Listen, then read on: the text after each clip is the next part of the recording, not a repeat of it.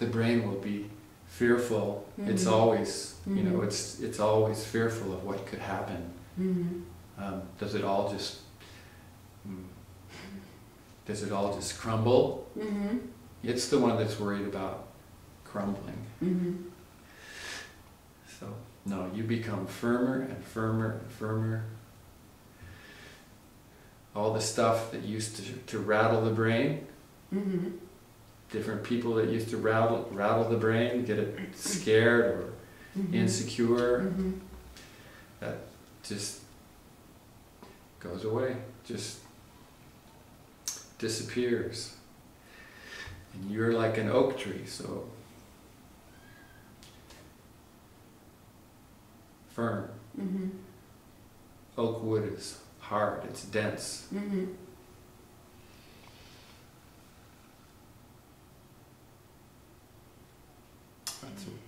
That's just what happens. And that's the way people were born to live. They weren't born to have this thing living their lives for them. They were born to be firm, solid people doing what they were born to do, what they have a capacity to do. It's different.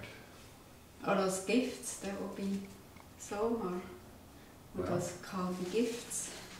Well, everybody's born with certain capacities, certain activities that they're compelled to do, that they feel they need to be doing.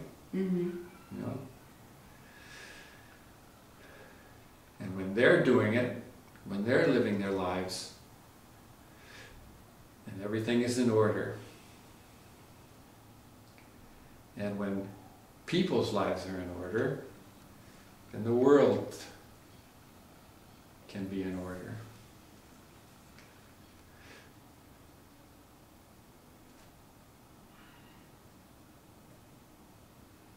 Interesting, huh?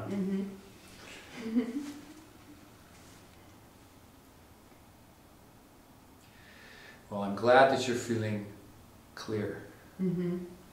It's important to feel clear. And there's no reason why you shouldn't be clear. Because you are clarity. You are the clear one.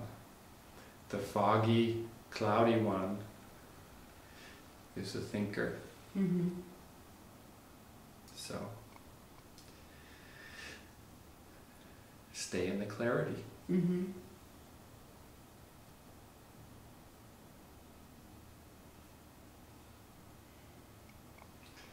Okay? Okay. Anything else you need to say? Not right now. I'm a little bit tired. Okay. That's fine. It's intense. It's Well, different than when we are on the phone. You feel different? Yeah. Okay. Well, we can do it more. If you You like mean more this way? Yeah, Yeah? you can do more that way if you like it. Yeah. Do you think it's better that way? I don't know. It may be more useful for you. Mm-hmm. We can just see. Yeah, I just feel like I almost got kind of meditative. Okay. We can just see how it goes. Yeah. Both. We can do both. Mm-hmm.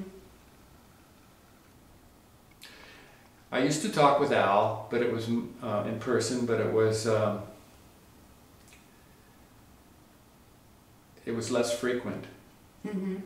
And Al used to talk to the people that lived in his house, you know, the schizophrenic people I told you.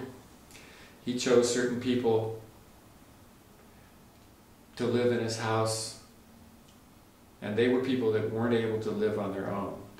They were so sick that they were institutionalized. They couldn't live at all on their own. So he lived with them. He brought them home and he lived with them, and so he had a lot of constant interaction with them. Uh-huh.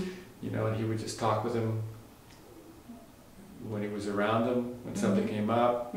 If he saw their brains drifting off into Never Never Land, he'd go, "Where are you? Hey, you know,